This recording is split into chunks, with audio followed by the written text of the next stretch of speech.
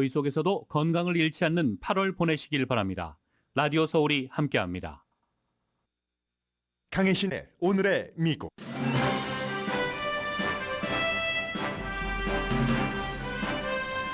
트럼프 전 대통령이 2020년 바이든이 승리한 선거 결과를 훔치려고 한 혐의로 기소됐습니다. 의사당 폭동과 관련된 이번 혐의를 모두 부정하는 그는 내일 워싱턴 DC에서 열리는 인정신문에 출석합니다. 재판을 이끌 판사는 의사당 폭동 사건 피고에 터프한 형량을 내린 판사입니다.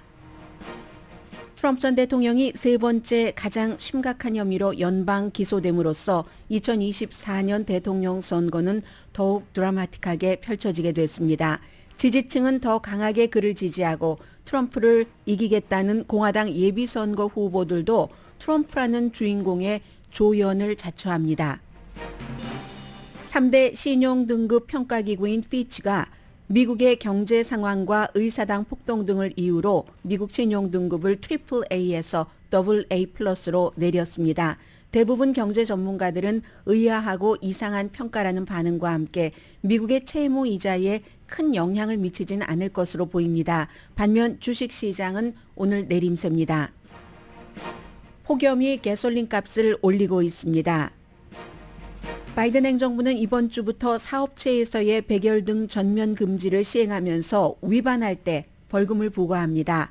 백열 등 금지는 에너지 효율성과 에너지 절약 목적으로 공화당인 부시 대통령 때 시작됐지만 지금 공화당은 극단적인 민주당 정책이라고 비난합니다. 베버리힐스 시에서는 뽑힐 뻔했던 나무들이 폭염으로 일단 더 살 수 있게 됐습니다. 뉴욕에서는 54살의 할머니가 직장에 가기 전에 손녀를 데이케어 센터에 데려다 주는 걸 깜빡 잊어 유아인 손녀가 차 안에서 숨졌습니다. 파업 중인 헐리우드 작가 노조가 주요 영화사와 협상하기로 합의했습니다. 여러분 안녕하십니까? 오늘의 미국 강혜신입니다. 지금부터 2024년 대통령 선거는 모든 게 1월 6일 의사당 폭동 사건에 관한 겁니다. 2년 6개월도 넘었습니다. 트럼프 전 대통령이 2020년 바이든 대통령이 승리한 결과를 본인이 승리했다고 뒤집히려고 한 혐의로 4가지 혐의로 연방 기소가 됐습니다. 3개는 음모, 그리고 하나는 공무집행 방해 혐의인데 이걸 의사당 폭동 자체에 초점을 맞추진 않았습니다. 이건 특별검사 잭 스미스의 이기기 위한 전략입니다. 그래서 4가지 가운데 3가지가 음모 혐의입니다. 8주일 전에 미국의 대통령이었었던 도널드 트럼프가 기밀 문서 이 이유로 연방 기소돼서 미국의 대통령을 지낸 사람으로 처음으로 기소됐습니다. 그리고 8주일 만에 2번째 세트입니다. 트럼프 전 대통령이 물러나기 전에 세트로 2번 하원에서 탄핵 재판에서 탄핵이 통과됐었던 그때와 지금 마찬가지 상황입니다. 물론 기소라는 것은 재판의 끝이 아니기 때문에 어제 잭 스미스 특별검사도 얘기했지만 기소된 피고인 트럼프 전 대통령도 유죄가 확정되기 전까지는 무죄 원칙, 이게 그대로 적용되기는 합니다. 그런데 어쨌든 지금도 자신이 대통령이라고 주장하는 사람이 대통령 선거에 출마하면서 2000년도 대통령 선거에서 가짜로 본인이 대통령이다라는 것을 이끌어가기 위해서 알면서도 거짓말을 해서 국가를 속이고 사람들을 속이고 투표권을 박탈하려고 했고 이미 투표한 사람들 개표 같은 것들 이런 것들이 어제 특별검사가 한 얘기입니다. 이 특별검사가 기소하기 전에 의회에서 거의 18개월 동안 초당적이라고 하지만 그 당시는 이제 하원이 민주당이 다수당이었기 때문에 2명만이 공화당이었고 왜냐하면 민주당은 똑같이 하자 했는데 당시에 공화당에서 싫어했습니다. 그렇기 때문에 이제 2사람만 자발적으로 그 조사에 참여한 사람이 공화당이었고 그 정도만 하더라도 10명 미만의 초당적인 의회 조사에서 2명이 공화당이었기 때문에 초당적이라고 표현을 하는 겁니다. 요즘 미국의 정치가 하도 극단적이 돼서 조금만 저쪽 당 사람이 한 사람만 와줘도 초당적이라고 표현할 만합니다. 그런데 거기서는 트럼프 전 대통령이 유죄다라고 했지만 의회의 그 초당적인 조사위원회는 기소를 할 권한이 없었습니다. 그 뒤에 법무장관이 특별검사를 임명을 해서 8개월 정도 수사를 하고 어제 내린 결론입니다. 검사의 얘기를 좀 먼저 들어보시겠습니다. 잭 스미스 특별검사, 이것보다는 조금 길게 얘기했는데요. 가장 중요한 부분, 미국 민주주의를 전례 없이 어떻게 이걸 이제 망가뜨리려고 했는가 하는 부분에 관한 얘기만 들어보시겠습니다. The attack on our nation's capital on January 6th, 2021 was an unprecedented assault on the seat of American democracy. As described in the indictment, it was fueled by lies. Lies by the defendant targeted at obstructing a bedrock function of the U.S. government, the nation's process of collecting, counting, and certifying the results of the presidential election. 네, 지금 잭 스미스 특별검사가 한 얘기가 결국은 의사당 공격은 전례 없는 민주주의에 대한 공격이고 피고에 의한 거짓, 이때 피고는 트럼프 전 대통령입니다. 그 거짓으로 딱 목표를 삼아서 정부의 기능을 마비시키고 이제 등등등이거든요. 특히 중요한 것은 자신이 패배한 줄 알면서도 선거 결과를 뒤집으려고 왜? 권력을 그대로 잡기 위해서 음모를 꾸몄다는 겁니다. 그리고 45페이지 정도거든요. 잭 스미스가 모든 미국인들은 이 45페이지짜리의 기소장을 읽어주길 바란다고 얘기를 했습니다. 그 가운데는 이렇게 보면은 마이크 펜스 전 부통령이 본인은 선거 결과를 뒤집을 권한도 없고 그리고 선거 결과를 뒤집을 그 정도로 그 사기가 있었다는 증거가 없다는 말을 한 것도 있고 백악관의 법 자문들도 트럼프 전 대통령의 자문들입니다. 물론 그 뒤에는 루디 줄리아니 같은 많은 이번에 공모 혐의로 이제 기소는 되지 않았지만 이름을 올린 그런 사람들이 있습니다만 더 제정신이었었던 백악관의 법률 자문들은 취임식 날이면 끝이다. 더 이상 여기에 대해서 뭔가 일을 하지 말아라 라고 얘기를 했던 것, 법무부의 시니어 리더들도 물론 법무부에서도 트럼프를 쫓았던 사람도 있습니다. 그러나 법무부의 시니어 리더들도 여러 차례 부정선거했다는 증거가 없었다 하고 트럼프 전 대통령에게 보고를 했고 그러자 2020년 의사당 폭동 사건이 일어나기 불과 며칠 전이죠. 12월 31일 법무부의 리더십을 확 교체할 수도 있다. 뭐 이런 얘기 등등을 한 거, 이 모든 것들을 잭 스미스 특별검사가 국민에게 얘기를 해줬습니다. 2달 넘게 거짓말인 줄 알면서 본인이 이겼다고 거짓말을 퍼뜨리는 선거 사기 행각을 이어갔다는 겁니다. 그래서 어제 기소가 3개의 음모 혐의부터 말씀드리자면 미국을 속이려는 음모, 사기 음모.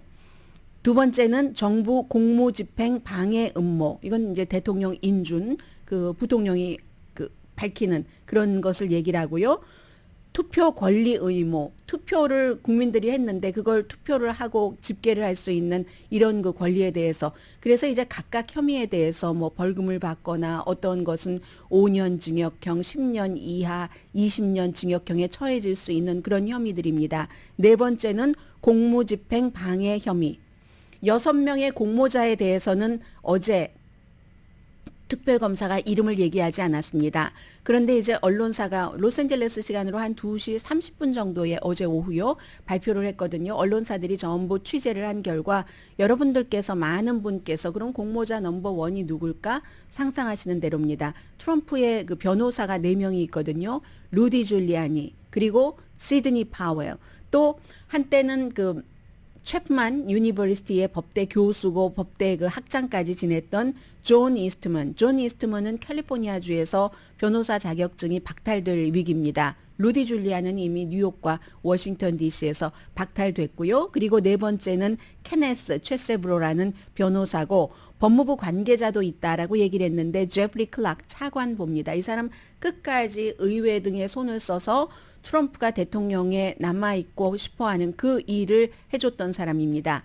마지막 6번째 사람만 지금 드러나지 않았는데 정치 컨설턴트라고만 얘기를 했고 수사는 지속된다고 했습니다. 왜 이름을 밝히지 않고 동시에 기소하지 않았을까요? 특별검사가 속도를 내서 재판을 하겠다라고 말을 했습니다. 트럼프 전 대통령과 같은 혐의에 대해서 또 다른 6명이 공통으로 기소가 된다면 재판을 할 수 있는 기간이 굉장히 길어질 겁니다. 물론 이 6명이 기소가 될지 기소가 되지 않을지 이 가운데는 물론 또 이제 수사에 협조를 해서 여러 가지 법정 합의를 하는 사람들도 당연히 가능합니다. 나오는 것이 그건 이제 법적인 절차이기 때문에 빠른 재판을 하기 위해서 동시에 기소하지 않았다. 뭐 그런 의미도 있겠고 또 어떤 사람은 더 수사에 협조하면서 더 중요한 기소된 피고의 유죄를 확정하기 위한 법적인 그 수사 과정으로 이 사람은 기소하지 않는 게 좋겠다 하는 뭐 그런 것도 있을 수 있죠.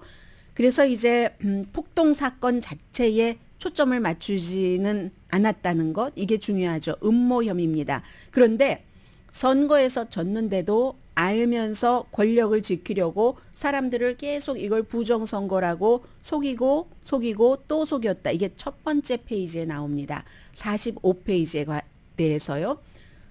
기소장. 트럼프 전 대통령이 뭐라고 했을까요? 이건 선거 개입이다.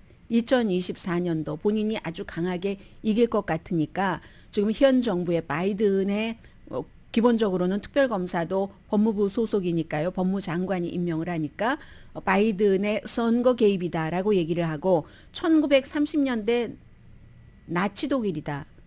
그러니까 또 바로 반명예훼손 연맹이 비판을 했고요. 구소련 시대와 뭐가 다르냐? 다른 독재 시대. 다를 바가 없다. 이 미국적이 아닌 마녀 사냥은 실패할 것이다 라고 얘기를 하면서 무죄를 주장을 했습니다. 이렇게 기소까지 오게 된 데는 10명이 넘는 트럼프 행정부 관계자들도 인터뷰를 하고 난 뒤에 기소한 결과입니다. 그리고 워싱턴 DC의 대배심들이 다 뭐 여기에 동의를 했다는 얘기고요. 마이크 펜스 전 부통령은 어제 기소가 발표가 되고 난 뒤에 헌법보다 자신을 우선하는 사람이 미국의 대통령이 돼서는 안 된다. 본인도 지금 본인이 모시고 있던 대통령과 예비선거에서 겨루고 있는 공화당 예비선거 후보잖아요. 나는 그때도 헌법을 우선했고 트럼프보다 지금도 앞으로도 나는 헌법을 우선할 것이다 라고 얘기를 했습니다. 루디 줄리아니는 의사당 사건으로 트럼프가 대통령에서 물러나기 얼마 전까지만 하더라도 계속 물러나고 나서도 누구보다도 이 부정선거 주장을 끝까지 해오다가 최근에 와서야 조금 내가 그때는 거짓 진술을 했었어 라고 얘기를 하는데 이번에는 다시 오늘 아침에 트럼프 전 대통령이 가서 말하자면 그 fight like hell 죽을 힘을 다해서 싸워 이렇게 얘기한 것은 표현의 자유라고 방어를 하고 있습니다. Maybe 그 표현의 자유라는 게 트럼프 재판에서 그를 유죄로 하려는데 가장 큰 장애가 될지도 모릅니다. 그렇기 때문에 이 특별검사가 어떤 이 같은 행동, 의사당 폭동 사건 자체보다는 거기까지 가는 데에 음모에 더 그 초점을 맞췄는지도 모릅니다. 오늘 루디 줄리아니가 그건 표현의 자유지라고 얘기를 했는데요. 그런데 이 세상에 그런 불공평한 게 어디 있겠습니까? 아무리 표현의 자유라 할지라도 그 표현의 자유인 말 자체가 어떠한 그 사건을 굉장히 포악한 사건을 일으켰다면 그것이 언제나 100% 표현의 자유로 보장받지 못합니다. 이게 또 이제 판례 같은 것이 있는 거고요. 그러므로 피고의 고의적인 거짓 주장이라고 하잖아요. 모르고 그런 게 아니라 본인이 졌다는 것을 알면서도 계속 이겼다고 하고 사람들을 특정한 날에 모이라고 하고 모여서 가서 싸워라 라고 얘기를 하고 그 사람들이 싸우다가 사람이 숨졌고 연방 기능이 무너졌고 인증 방해, 투표 집계 방해 이런 것들 해서 이제 특별검사가 두 번째 나왔습니다. 지난번에 한 번 잠깐 나오고 어제도 잠깐 나와서 이런 걸 했는데 지금 세 가지 서로 다른 형사 혐의로 기소가 됐습니다. 뉴욕에서 스토미 데니엘스에게 이제 허쉬머니 준 것, 그리고 기밀 서류, 그리고 이번에 4개 해서 78개겠는데요. 혐의가 또 조지아주에서도 이번 달 안에 선거와 관련해서 기소를 거의 준비가 됐다는 얘기가 많이 들리던데요. 그래서 이제 이러한 모든 것들이 트럼프 전 대통령 어떻게 될 것인가, 제일 중요한 건 캘린더입니다. 그럼 이렇게 많은 케이스 또 많습니다. 비즈니스 등등에서 이제 특별검사는 기밀 서류 케이스도 그렇고, 기밀 서류 케이스는 5월 20일에 재판 시작한다고 하고, 그 전에 이제 또 다른 케이스는 3월 달에 시작이 되고, 이것도 스피디하게 한다고 하니까 시작은 끝내지는 못한다 할지라도 내년에 전부 시작될 수 있습니다. 트럼프 전 대통령 정신이 하나도 없이 캠페인을 할 것이고, 그의 캠페인은 이슈 정책 중심이 아니라 내가 이렇게 정치적인 박해를 당하고 있다. 그리고 실제로 공화당에서는 많은 사람들이 그렇게 생각을 하고 있기 때문에 오히려 어제 기소돼서 오늘 여론조사를 해보면 트럼프 전 대통령을 지지하는 공화당 지지자는 어제보다 더 높아졌을지도 모릅니다. 다만 캘린더 너무 복잡하기 때문에 트럼프 전 대통령이 정신없이 이걸 어떻게 핸들할 수 있는가, 공화당 기반에서는 강해졌다고는 하지만, 그리고 굉장히 보도가 지금 많이 나오잖아요. 결국은 그 많은 보도를 쭉 보면서 이제 뭔가를 놓치지 않고 가면 이런 결론이 나오는 게 맞습니다. 선거 전에 모든 재판이 다 클리어하게 판결이 나오지 않습니다. 판결이 나오기도 힘들지만 나와도 계속 트럼프 전 대통령이 항소하고 갈 때까지 가지 않겠어요? 대법원까지 가야 된다면 거기까지. 그러려면 이건 절대로 2024년도 대통령 선거 전에는 완결되지 않습니다. 그리하여 공평하다고 말씀드릴 수 있겠습니다. 전에 트럼프 전 대통령을 선출을 한 것도 미국 국민, 미국의 유권자고 다수결에 의해서 선출이 됐기 때문에 많은 사람들이 그를 원치 않았지만 대통령이라고 인정을 했었고, 이번에 선거에서도 재판에서보다는 유권자가 판단을 할 가능성이 상당히 높습니다. 그래서 어제 뉴욕타임스와 시에나 칼리지의 공동 여론조사 결과 현재는 막상막하 43%대 43% 바이든 대 트럼프의 지지율이 그렇게 돼 있는데, 그 가운데서 마음을 정하지 않은 14%의 유권자들이 선택을 하게 된다는 겁니다. 트럼프 전 대통령이 만약에 선거에서 이기면 시간은 트럼프 편입니다. 대통령에 대한 면책, 이런 특권 같은 것이 있기 때문에 대통령에서 물러나고 나서 그 뒤에 이런 것들이 가려지는 것이고, 트럼프가 대통령에서 떨어지고 나면은 어디까지 가든지 끝까지 보통 사람과 마찬가지로 이게 이제 재판이 이어지게 될 겁니다. 그래서 일단의 결론은 유권자들이 내린다 하는 것이 맞고요. 아무튼 이리하여 굉장히 뭐라고 말씀드리면 되나요? 심장이 뛸 만한 그런 그 선거라고 할까요? 오늘 아침에 가장 극좌적이고 가장 극우적인 텔레비전을 봤습니다. 극우적인 텔레비전은 어제 저녁에 터커 칼슨을 대신해서 박스에서 이제 제시 월터스가 맡고 있잖아요. 제시 월터스는 이거는 다 그냥 정치적인 거야. 트럼프 전 대통령이 얘기하는 대로 얘기를 했고, 그러자 오늘 아침에 가장 극좌인 MSNBC의 플로리다주의 연방 하원 의원을 했던 그 모닝 조의 호스트인 스카보로 조는 이것이야말로 법적으로 흑백이 분명한 것만큼 분명한 것이다. 이렇게 오피니언 리더들이 완전히 서로 다른 의견을 내고 있으니까 2024년도 선거는 all about 트럼프의 범죄의 이 혐의, 형사 기소된 이것으로 사람들을 전부 감고 간다는 게 분명해 보입니다.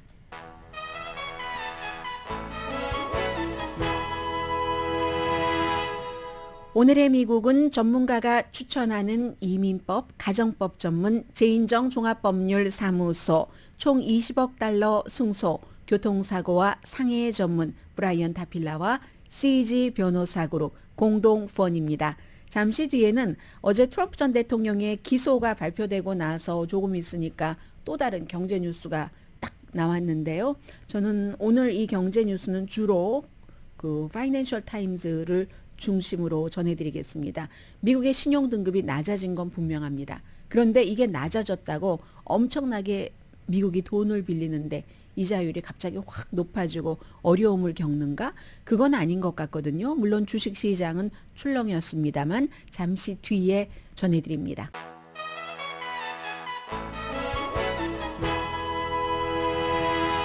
라디오 서울방송 오늘의 미국 듣고 계십니다. 개인이나 국가나 똑같이 신용등급이 낮아지면 돈 빌릴 때 뭐 이자율 높아지고 하는 것이 있습니다. 그런데 미국이라는 나라는 너무나 경제가 크고 다른 나라와 비교할 수도 없고 해서 사실은 그게 좀 애매하긴 하거든요. 신용평가 그룹이 세 가지가 있죠. 잘 아시는 그 스탠다드 앤 푸어스와 뭐 무디스 그리고 피치 레이팅.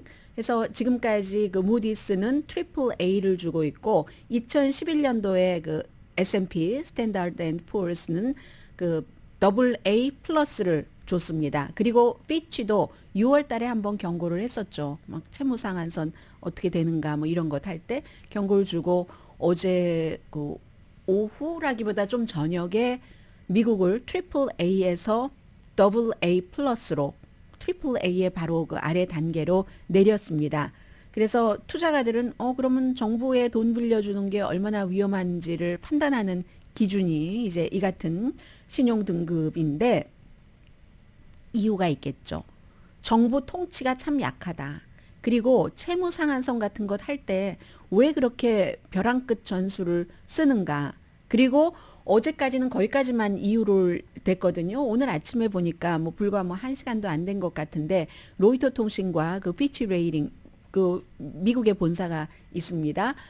인터뷰하는 것 보니까 의사당 폭동 사건 같은 것도 결국은 정치적인 불안정이 경제적인 불안정이잖아요. 그것도 이번에 등급을 내린 이유라고 했습니다. 그리고 경제적인 것은 조금 더 넓게 보면은 앞으로 3년을 봤는데 우선 지난 20년 동안 정부의 통치가 굉장히 약화됐다.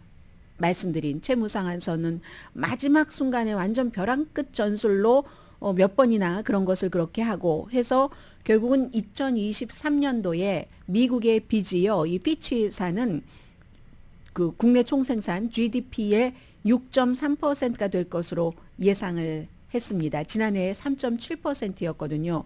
연방 수입이 점점 줄어드니까 지출은 많고 그래서 이렇게 빚이 지난해보다 많이 늘어난다는 얘기가 되고요. 그런데 피치사의 이 같은 트리플 A에서 그 더블 A 플러스로 내린 것에 대해서 대체적으로 동의를 하지 않는 것 같습니다. 뭐 예를 들어서 뭐 가장 유명한 어피니언 리더라고 하면 경제계에서 폴 크루그먼 같은 사람이 이미 정말 제일 중요한 뉴스는 최근에 미국이 경기 침체가 없이 회복되고 경제가 굉장히 건실하고 탄력이 있다는 것이다. 뭐 이렇게 얘기를 했잖아요. 뿐만 아니라 이제 재무장관 같은 경우는 뭐 행정부니까 당연히 불만을 얘기하고 동의하지 않죠. 그리고 더군다나 이번에 피치사가 너무 오래된 데이터를 보고 결정을 내린 것이다. 특히 2018년에서 2020년 것을 봤는데 미국 경제는 2020년 이후에 굉장히 활발하게 확장이 되고 안정세를 유지를 했었다 하는 얘기고요. 로렌스 서머스 하면은 클린턴 대통령 시대의 그 재무장관인데 항상 그 현 행정부와 좀 반대되는 얘기를 많이 했는데 이번에 그 피치사의 등급을 하향 조정한 것은 아주 괴기스럽고 이상하다라고 위얼드하다고 표현을 했거든요. 물론 미국이 재정적인 도전이 있는 건 사실이지만 경제가 이 정도로 건실한 이때에 이 신용 등급을 내린다는 것은 굉장히 이상하고 부적절하다라고 얘기를 했습니다. 아무튼 5월 달이었군요. 6월 달이 아니라 그 다운그레이드 할 수도 있다고 경고를 하고 이 무슨 뭐 채무 상한선 같은 것 올릴 때도 해결을 왜 그렇게 못하는가 이 점을 굉장히 강조를 했었습니다. 그리고 이 크레딧 등급이 낮아지면은 빚질 때 미국도 빚으로 사니까 이자율 높아지는 거잖아요. 그래서 투자가들이 벤치마크로 쓰기도 하고 미국의 위험도를 이렇게 재보는데 그런데 뭐 아직까지는 미국이 투자가 안전한 나라 다른 나라와 비교를 할 수밖에 없잖아요. 절대적인 그 강함과 상대적인 강함이 있는데 미국이라는 경제가 그 규모가 크니까 배로 치자면 아주 큰 뭐 함대처럼 크니까 그만큼 또 안정되죠. 빨리 뭔가를 바꾸지는 못하지만 몸집이 커서 그러한 것들이 안정도를 주는 것이기 때문에 이번 케이스에도 이렇게 그 트리플 A에서 더블 A 플러스로 낮아졌다고 미국이 돈 빌리는데 큰 영향을 받는지는 모르겠다는 게 전반적인 경제 전문가들의 의견입니다. S&P에서도 미국의 등급을 트리플 A에서 더블 A 플러스로 내렸을 때도 전혀 영향을 받지 않았었거든요. 다만 이제 뭐 국채 이런 것은 조금 지금 분위기 괜찮았고 주식 시장은 어제는 이제 이 하향 조정하기 전에 마감됐기 때문에 몰랐는데 오늘은 아침에 보니까 좀 내려갔습니다. 당연히 내려가서 다우지수도 내려갔고요. 지금 3대 지수 제가 방송 들어오기 전에는 전부 내려가는 것으로 파악을 했는데 텔레비전에서 저에게 지금 얄밉게도 보여주지 않고 있네요. 245.55% 다우지수 현재 내려가고 있습니다. 아마도 이 피치사는 시그널을 준 것이라고 보는 전문가들이 많습니다. 미국의 정책보다는 경제적인 정책, 정치적인 정책보다는 정치의 경고를 한다고 할까요? 미국 정치에 대한 좀 해결점을 좀 찾고 합의를 해라 하는 경고로 보는 사람들이 많습니다. 지금 9월 말에도요. 예산 협상에 공화당과 민주당이 합의하지 않으면 그러면 또 막 정부 문을 닫지 않네 하는 셧다운 얘기 또 많이 들으실 거거든요. 8월 달부터는. 그래서 이제 어제 그 피치의 다운그레이드에 대해서는 미국이 금방 경제적으로 어떻게 된다 하는 것은 아니라는 것. 이제 그 정도의 마음을 가지고 계시면 괜히 이것 때문에 불안해하지 마세요. 그건 말씀드리고요. 그리고 억만장자 공화당인 그 쉘 가스 이런 것의 파이오니아인 해롤드 햄. 이 사람이 트럼프 전 대통령에게 5월 달에도 그렇게 직접 그 직언을 했다고 하고 그리고 또 어제 만났나요? 오늘 만나나요? 오늘 만날 수도 있겠네요. 오늘 트럼프 전 대통령 스케줄이 골프 치는 거거든요. 골프 치고 저녁에 누군가를 만나는 건데 이때의 골프는 골프도 그냥 골프가 아니죠. 다 뭔가를 이제 그 작전을 짜기 위한 골프인데 오클라호마가 그분의 그 기반인 해롤드 햄 이분이 트럼프 전 대통령에게 대통령 나오지 말아라. 이제 공화당이죠. 민주당의 정책 엄청 싫어합니다. 나오지 말아라. 대신에 킹메이커가 돼서 파워를 권력을 부려라. 권력을 써라. 라고 얘기를 했는데 파이낸셜 타임스와 인터뷰하면서 얘기하는 것 보니까 트럼프 전 대통령이 내 말을 얼만큼 들을지는 모르지만 내가 생각할 때 이거 트럼프 아닌 것 같다. 물론 바이든과 같이 트럼프가 예비 선거에서 이겨서 공화당 후보가 되면 그에게 투표할 것이라고는 했습니다. 모일 회사 이런 사람이니까 큰 손이니까 당연히 공화당을 지지를 하겠죠. 보통 사람과는 달리 보통 사람들은 어떤 돈, 실제적인 것보다도 때로는 이상 이념에 따라서 투표할 수도 있지만 엄청난 부자는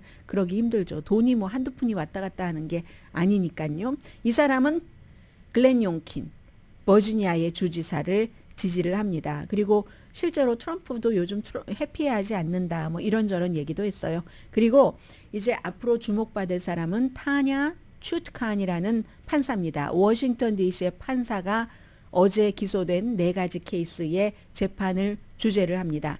2014년도에 95대 0으로 만장일치로 이제 인준됐거든요. 그 상원에서도 2014년이니까 바이든이 아니라 오바마 시대였습니다. 오바마가 지명한 사람이지만 만장일치로 됐어요. 그리고 이런 때 재판은 지금 플로리다의 기밀 서류 재판을 그것도 순번제고 트럼프 전 대통령이 지명한 판사가 주재하듯이 이것도 순번제로 워싱턴 DC에 바로 이 타냐 츄트칸이라는 판사가 주재를 하는데 그런데 이 판사는 의사당 케이스에 지금 트럼프 전 대통령이 1000명도 더 기소되고 난 뒤에 기소된 케이스입니다.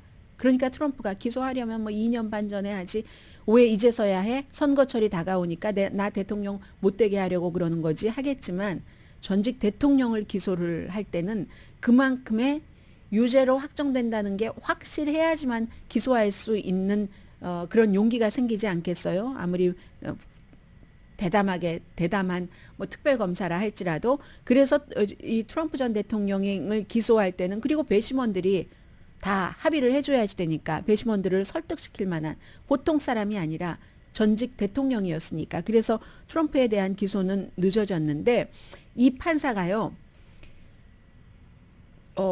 의사당 폭동 사건으로 기소된 사람들에게 형량을 아주 터프하게 내린 사람입니다. 자마이카에서 태어났는데요. 조지 워싱턴 대학에서는 경제학을 공부했습니다. 그리고 유펜에 법대를 나와서 3년 동안 변호사를 했죠.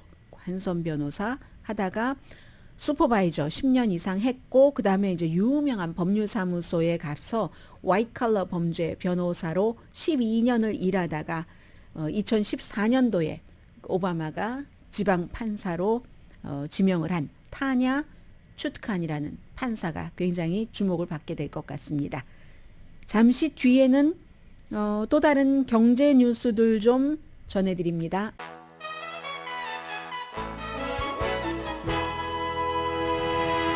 라디오 서울 방송 오늘의 미국 듣고 계십니다. 맞죠?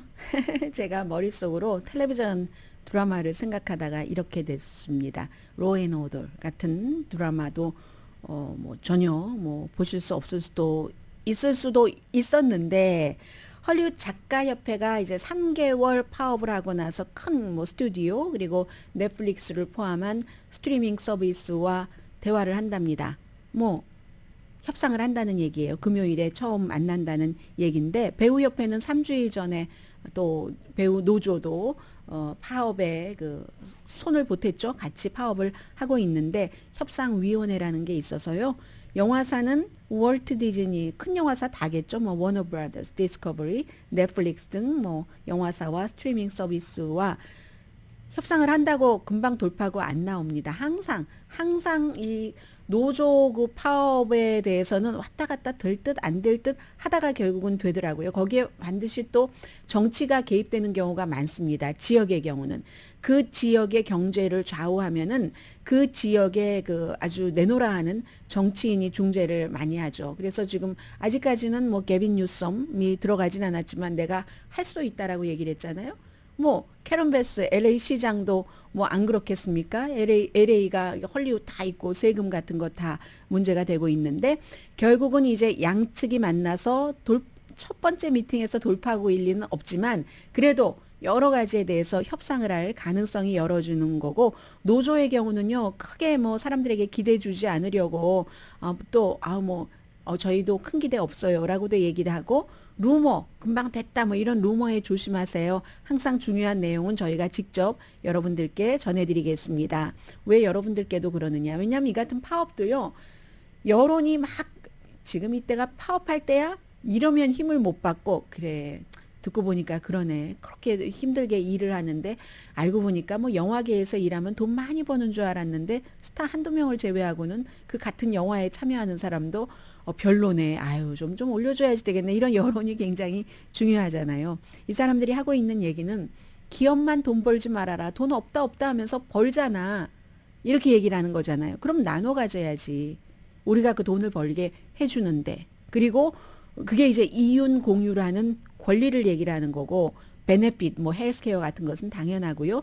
최저임금 인상을 요구하는 것도 뭐 기본이고 특히 이제 이번에는 인공지능에 대해서 나 한 번 오라고 하고는 그 프로그램 끝날 때마다 내가 하나 찍어 놓고는 인공지능으로 이렇게 조작을 해서 쓰지. 그럼 나는 뭐 먹고 살라고 하는 거잖아요. 그래서 여러 가지 이슈들이 있기 때문에 한 번에 해결되기는 힘들어 보입니다만 일단 뭐 첫 스텝이 중요한 스텝이라고 금요일에 시작을 한답니다. 이번 주부터 정확하게는 어제부터죠. 8월 1일부터 바이든 행정부가 이제 백열 전구 사용을 금지했는데 다 금지한 건 아니에요. 모든 것에는 예외가 있습니다. 예외는 이제 뒤에 말씀드리고요. 금지했는데 저는 이 내용도 말씀드리고 싶지만 참 이 전구 사용을 새로운 시대에 맞춰서 금지한다 안 한다 해도 일일이 정치적인 싸움이 들어갑니다. 그러니까 피치가 이런 걸 얘기를 하는 거예요. 정책이 문제가 아니라 정치가 문제다라고 해서 백열구 사용을 금지했기 때문에 이제 벌금을 내게 됩니다. 제조해도 분배해도 그리고 개인 집에서는 아니고요. 개인은 아니고 사업체에서 할 때 소비자는 아니거든요. 일반 소비자는 지난해에 결정을 했는데 결정을 한다고 곧바로 하면 그 남아있는 것들은 다 어떻게 합니까? 그러니까 팔 것 팔고 뭐 세일해서 재고 정리하고 하는 동안 기간을 이렇게 준 거죠. 해서 단계적으로 조금 7월 말까지 해보다가 이제는 한 번 위반하면은 사업체에서는 벌금이 한 번에 $542인데 왜 이런 걸 하느냐 하는 것은 뭐 전기 자동차와 똑같죠. 지구 온난화를 줄이기 위해서 백열등을 LED로 바꾸면은 30년 동안 탄소 배출량을 2억 2,200만 미러톤 줄인답니다. 이렇게 말하면 전 잘 모르겠어요. 그런데 1년에 2,800만 가구에서 배출되는 탄소량을 줄인다 하면 좀 알아들을 것 같아요. 돈으로는 30억 달러가 절약된다. 에너지 효율성 때문에 그렇죠. 그리고 소비자들도 돈이 좀 줄어들죠. 전구 사는데. 보통 백열등이 한 1000시간 쓸 수 있다면 LED는 3만 시간에서 5만 시간 정도. 이거 몇 배입니까? 뭐 한 몇십 배인 거잖아요. 한 30배에서 50배 정도 수명이 기니까 처음에 살 때 뭐 몇 달러 비싼다 할지라도 그렇게 된다 하는 거죠. 처음에는 초당적이었어요. 그렇게 해야지. 미래를 위해서. 그게 언제가 처음이었냐면 2007년도 그러니까 부시 대통령 마지막 때 막 선거가 있는 철이었잖아요. 그때 막 오바마가 등장하고 할 때 그때 시작이 됐거든요. 그때 에너지 효율 규정이라는 것을 정부에서 발효를 공화당 정부에서 했습니다. 그리고 나서 그 오바마 대통령은 굉장히 이런 그 뭐 에너지 새로운 산업 같은 것에 조금 세비한 사람이었잖아요. 그래서 국방 문제도 군도 이제는 재래식 무기를 갖고 싸우는 게 아니라 정보 싸움이야 해서 많이 그런 것을 업그레이드를 했는데 2019년도에 그러니까 오바마 시대에 이런 것을 해놨더니 트럼프가 들어오고 나서 트럼프 대통령은 또 구시대 사람입니다. 이런 분야에 있어서 항상 뭐 70년대 정도에 머물러 있다고 할까요? 석탄 계속 해야지 된다고 하고 그래서 2019년도에 트럼프가 오바마 시대에 여러 가지 이런 효율성 같은 것 하는 것을 다 없애버렸습니다. 그때 유명한 얘기 기억나세요? 아니 말이야 저거는 LED는 내 얼굴을 오렌지 이렇게 해야 되나요? 오렌지 색깔로 보이게 한다 하면서 너무 싫어했었잖아요. 그리고는 정권이 이렇게 중요한 거죠. 바이든이 정권을 교체하면서 바이든 들어와서 지난해에 이 같은 것을 이렇게 했는데 지금은요. 시작은 부시 공화당이었어요.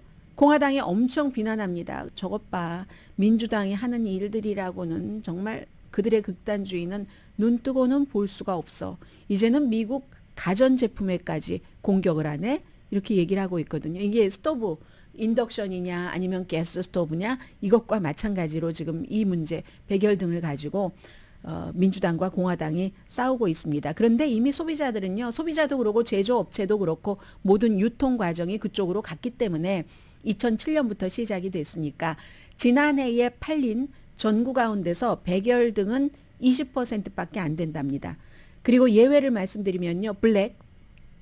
블랙라이트라든가 아니면 그 버그 램프, 뭐 곤충 이런 것 그리고 컬러드된 램프 있잖아요. 장식용으로 그리고 뭐 여러 가지 뭐 기관 램프, 플랜트, 식물에 관한 쓰는 램프, 뭐 플로어 라이트 이런 것에 예외는 둡니다. 이제 막 무디하게 보이고 막 이럴 때도 그렇고 약간의 예외는 두는 것 같습니다.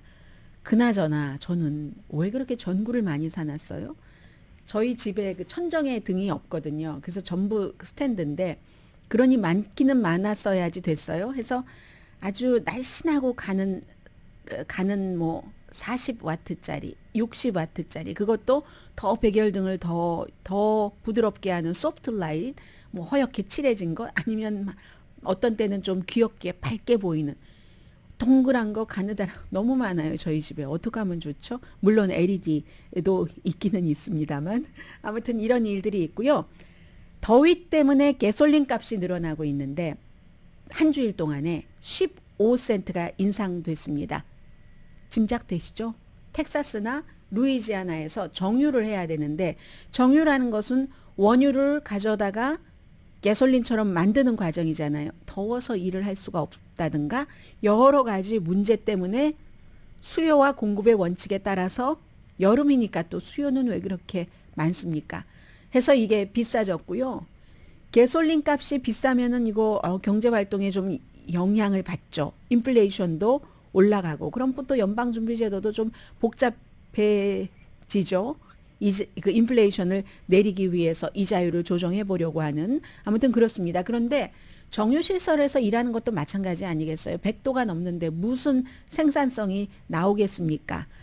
그래서 그래도 지난해 여름보다는 훨씬 싸네요. 캘리포니아주는 이것보단 비싼데 현재 7월 달에 마지막으로 조사한 것이 갤런당 3달러 72센트였는데요. 지난해에는 이거 4달러 훨씬 넘었잖아요. 그런데 앞으로 또 허리케인이 어떻게 될지 모르니까 가솔린 값도 조금의 변동은 있을 수도 있다 생각하시고요.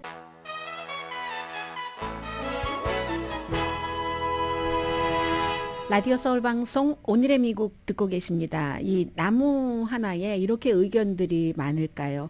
뭐 차분히 생각해 보면은 당연히 그럴 만한데 제가 전해드리겠습니다. 요즘 폭염이잖아요. 베버리시 가운데서도 라버슨은 꼭 북쪽에 위셔 북쪽뿐만이 아니라 위셔 그 아래쪽에도 굉장한 상권이 형성돼 있잖아요. 아주 유명한 그 케이크 집도 거기 최근에 들어갔던데요. 이 베버리 힐스 시에서 그 라버슨 블루버드에서 뽑힐 뻔했던 수십 그루의 나무가 폭염 때문에 살 수 있게 됐는데 이것도 다 법정에서 판사가 판결을 낸 거예요. 저 나무 안 뽑아주게 했어요. 그런데 베버리 시에서는 이미 그 우리가 파이커스라고 보통 이제 파이커스라고 부르는 인도의 그 로렐 피그 그 나무인데 50그루 이상은 뽑았답니다. 보통 60년에서 100년 정도 됐으니까 아주 크고 또 파이커스가 반짝거리고 너무 예쁘긴 하지만 많이 떨어지잖아요. 그 가늘어서 그 붙어 있는 부분이 해서 막 하수구 같은 거 막는다고 하고 해서 도보를 좀 정리하려고 700만 달러를 들여서 그걸 이제 아무튼 50그루를 뽑아냈습니다. 잘라냈습니다. 그랬더니 주변에서 그 사업을 하시는 분들이 얼마나 빛이 많이 들겠어요. 그 파이커스에 막 이게 막 많았던 그 나무가 주는 그늘이 에너지비도 더 올라가고요. 너무 덥고 뭐 여러 가지 이유들을 막 그 지적들을 하는 거예요. 그래서 어떤 특별위원회를 설정을 해서 환경적으로는 전혀 검토를 하지 않고 나무를 다 잘라냈다. 캘리포니아주에 법도 있고 지금 폭염이고 지구온난화 이런 일이 있는데 어떻게 그렇게 그 아름다운 파이커스를 다 잘라낼 수가 있느냐 해서 그 스프리어 그 법원 판사인 제임스 쉘판 판사가 일단 자르지 말라는 판결입니다. 아주 최종적인 결정은 아니고요. 그랬더니 이제 시에서는 우리는 뭐 판결을 존중한다라고 하면서도 그 캘리포니아주의 환경 같은 것을 다 점검을 해야지 되는 그런 것들이 이 케이스에는 또 예외가 될 수 있답니다. 기본적으로는 나무가 아주 60년, 100년 되면 뭐 장엄하고 완전 아낌없이 주는 나무잖아요. 그늘도 주고 모도 주고 인간과 뭐 야생 동식물에 다 좋은 여러 가지 그늘도 주고 그늘이 제일 지금으로선 중요하고 하는 건데 2월 달부터 아무튼 이거 안 하면 안 되겠다 싶어서 자르기 시작했는데 자르고 나서는 거기에 이제 그 멕시칸 그 팜트리를 심으려고 했대요. 그리고 백일홍을 심는다고 하는 것 보니까 백일홍은 그냥 그 베드로 그 낮게 뭐 백일홍 일단 백일홍이지만 나중에 또 바꿀 수도 있는 그렇게 하려고 했는데 막 이걸 못하게 일단은 됐거든요. 그래서 사람들마다 의견이 다른 거예요. 이걸 해야지 우리에게 좋다. 우린 그렇게 해서 보도도 쫙 정리하고 더 여기를 상업지역으로 가꾸고 하고 싶다 하면은 이건 아니지. 지금 당장 너무 열이 많이 들어오고 우리 힘들어. 그리고 소음이요. 나무를 잘라내고 나니까 이 가게 안으로 그렇게 시끄러운 소리가 많이 들어온다고 하네요. 또 오늘 로스앤젤레스 타임스가 알려주는데 UCLA의 전문 교수의 말을 인용해서 나무가 많은 곳 베버리 힐즈 같은 데는 인간 수명이 99년까지 될 수 있고요. 나무가 없으면 사우스 LA 같은 경우는 77년이 될 수도 있답니다. 오늘의 미국은 전문가가 추천하는 이민법, 가정법 전문 제인정 종합법률사무소 총 20억 달러 승소, 교통사고와 상해 전문 브라이언 타필라와 CG 변호사그룹 공동 후원이었습니다. 10시에 좋은 아침, 좋은 하루 방송됩니다. 이걸 마지막으로 했으면 안 되는데 마지막으로 전해드릴게요.